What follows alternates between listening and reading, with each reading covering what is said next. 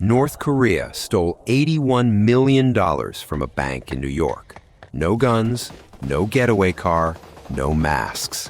Just a laptop, somewhere in Pyongyang. And the scariest part? The bank had absolutely no idea for 3 full days. By the time they figured it out, the money was already being gambled away in a casino in Manila. This is the true story of the biggest cyber bank heist in history, and almost nobody knows it happened. To understand this, you first need to understand North Korea. This is a country that is completely cut off from the world. No trade, no tourism, no money coming in. America and the UN put sanctions on them, meaning nobody is allowed to do business with North Korea. So, how does a country survive with zero income? Their leader, Kim Jong-un, had a pretty simple answer. If nobody will give us money, we'll just take it. So he built something called Bureau 121, a secret team of hackers, handpicked from the smartest kids in the country, trained from childhood, given one job: steal money from the world. By 2016, this team had over 1,500 hackers, operating from hotels in China, offices in Russia, apartments in Southeast Asia. And they had a target: Bangladesh Bank. Bangladesh isn't a rich country, but their central bank stores the entire nation's foreign currency reserve. And that reserve sits in an account at the Federal Reserve Bank of New York. At the time, nearly $30 billion. Now here's what made Bangladesh Bank the perfect target. Their entire SWIFT system, the system banks use to transfer money internationally, had no firewall. The computers were connected directly to the open internet. No security software, no monitoring, passwords written on sticky notes. It was basically a billion-dollar house with the front door wide open. North Korea noticed. It started with a simple email. Someone at Bangladesh Bank gets a job application from a random person looking for work. Inside the email, a resume attached.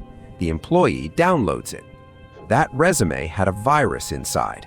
Silent, invisible, undetectable. And now, North Korea is inside Bangladesh Bank's computer. But here's where it gets interesting. They don't steal anything. Not yet. For 1 full year, they just watch. They read every email. They learn every password. They study exactly how the SWIFT system works. They watch how transactions are approved. They even figure out which printer prints the records. 1 year of patience, because they weren't planning a robbery. They were planning a perfect crime. February 4th, Thursday night. The hackers pick this exact moment, and honestly, it's kind of genius. Thursday night in Bangladesh means Friday morning is coming, and Friday is the start of Bangladesh's weekend. The bank will be closed. Saturday and Sunday, New York is closed. Monday in the Philippines, Chinese New Year, public holiday. 3 countries, 4 days, all sleeping at the same time. This window only exists once a year.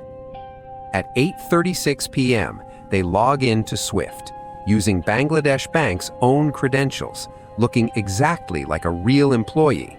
They fire 35 fake transfers, sending money to accounts in Philippines and Sri Lanka. Total amount, $951 million. Then they do one last thing. They break the printer, the one printer that automatically prints every transaction. They send it a command: shut down. No printout, no record, no alert. The night shift employee, Zubair, he's sitting at his desk, completely unaware. The printer is just quiet. By midnight, the transfers are flying. Now here's the moment that changed everything. The New York Fed starts processing the transfers. 30 of them get flagged immediately. 2 suspicious, blocked. But 5 go through. $101 million transferred. Then a routing clerk in New York looks at one transfer. It's going to a company called Foundation, not Foundation, Foundation. a typo.